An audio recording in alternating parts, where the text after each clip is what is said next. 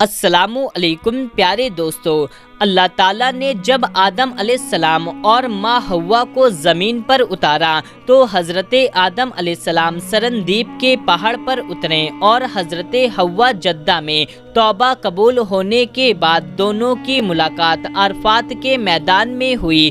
دونوں نے ایک دوسرے کو وہیں پر پہچانا، اسی لیے اس میدان کو عرفات کا میدان کہتے ہیں، یعنی پہچاننے کی جگہ۔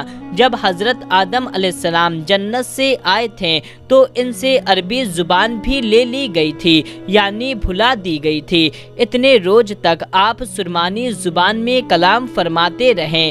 جب توبہ قبول ہوئی اور توبہ قبول ہونے کے بعد عربی زبان بھی عطا کر دی گئی۔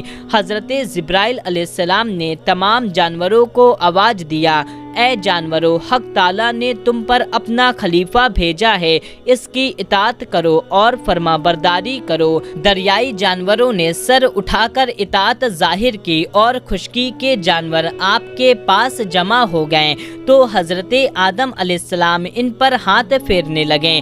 جس پر ان کا ہاتھ پھر گیا وہ اہلے اور خانگی بن گئے، جیسے گھوڑا اور بکری وغیرہ، اور جس پر ہاتھ نہیں پہنچا وہ جنگلی جانور بن گئے، جیسے ہرن، شیر وغیرہ۔ اس واقعے کے بعد آدم علیہ السلام نے عرض کیا، اے میرے مولا، میری اولاد بہت کمزور ہے اور ابلیس کا فریب بہت سخت ہے، اگر تو ان کی امداد نہ کرے تو وہ کیسے بچ سکتے ہیں؟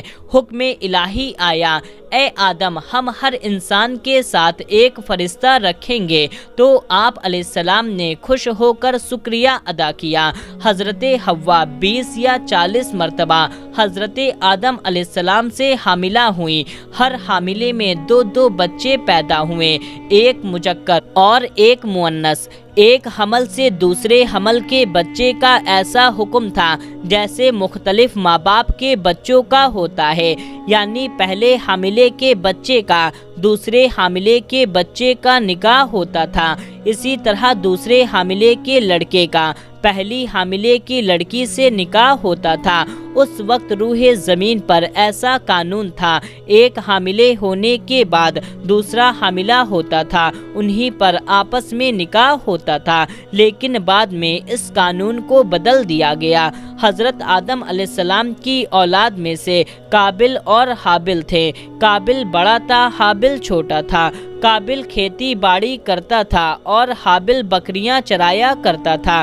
قابل کے ساتھ پیدا ہونے والی لڑکی کا نام حکلیمہ تھا، جو بہت زیادہ خوبصورت اور حسین و جمیل تھی، اور حابل کے ساتھ پیدا ہونے والی لڑکی کا نام لیودا تھا، جو خوبصورتی میں کچھ کم تھی۔ حضرت آدم علیہ السلام کی شریعت قانون کے مطابق قابل کے ساتھ پیدا ہونے والی لڑکی کا نکاح حابل سے اور حابل کے ساتھ پیدا ہونے والی لڑکی کا نکاح قابل سے ہونا تھا، لیکن قابل نے ایسا کرنے سے انکار کر دیا۔ اس نے کہا، میرے ساتھ پیدا ہونے والی لڑکی کا نکاح میرے ساتھ ہوگا، اور اپنی ضد پر اڑ گیا اور جھگڑا شروع ہو گیا۔ حضرت آدم علیہ السلام نے اس جھگڑے کو نپٹانے کے لیے ایک فیصلہ کیا کہ دونوں کسی چیز کی قربانی دیں گے، جس کی قربانی اللہ تعالیٰ کی بارگاہ میں قبول ہو گئی، حکلیمہ اس کے نکاح میں جائے گی۔ اس زمانے میں قربانی دینے کا یہ طریقہ تھا کہ جو آدمی آپس میں جھگڑتے تھے وہ دونوں اپنی اپنی قربانی کو پہاڑ کے اوپر رکھ دیتے، آسمان سے بے دھویں کی آگ آتی اور حق جس کی طرف ہوتا اس کی قربانی کو قبول کر لیتی تھی۔ جب دونوں بھائی اس فیصلے پر راضی ہو گئے تو حابل نے ایک موٹا سا مینڈھا اپنے گلے سے جدا کر دیا اور قابل نے ایک ٹوکری گیہوں لا کر کے وہاں پر رکھ دیا۔ خدا کی قدرت سے ایک آگ آسمان سے آئی اور قابل کی قربانی پر اس نے کوئی توجہ نہ دی، جبکہ حابل کی قربانی کی طرف گئی اور اسے قبول کر لیا۔ حابل کی قربانی کا قبول ہونا تھا کہ قابل کے من میں کپٹ اور بڑھ گیا۔ اس نے حابل کو دھمکی دی، میں تجھے جان سے مار دوں گا۔ حابل نے کہا، اس میں میری غلطی کیا ہے؟ میں تو حق پر ہوں، اللہ تعالیٰ کے حکم سے میری قربانی قبول ہوئی ہے، تمہاری نہیں ہوئی۔ फिर अगर तुम मुझ पर हाथ उठाओगे तो मैं कुछ नहीं कहने वाला। फिर पत्थर दिल काबिल ने मौका देखकर मजलूम हाबिल के सर पर शैतान के बहकावे में आकर ऐसा पत्थर मारा कि बेचारा भाई शहीद हो गया। काबिल ने एक बहुत बड़ा गुनाह कर दिया। काबिल हाबिल की लाश को कुछ दिनों तक उठाए फिरता रहा। उसकी समझ में नहीं आता कि इस लाश का मैं क्या करूं और लोगों की नज़रों से इसे कैसे छिपाऊं। एक दिन अल्लाह ताला के हुक्म से ऐसा हुआ कि परेशान हाल काबिल की नज़रों के सामने दो कौवे आकर लड़ने लगे। यहाँ तक कि एक कौवे ने दूसरे कौवे को मार डाला। मारने के बाद में अपने पंजों से ज़मीन खोदी और मरे हुए कौवे को उसमें गाड़कर पंजों से मिट्टी बराबर कर दी। काबिल अपनी आंखों से ये मंजर देख रहा था। सोचने लगा शायद मैं कौवे से भी ज़्यादा गैर गुजरा हूँ। अपने भाई की लाश को कंधे पर लिए फिरता हूँ और उसे छिपा नहीं पाता।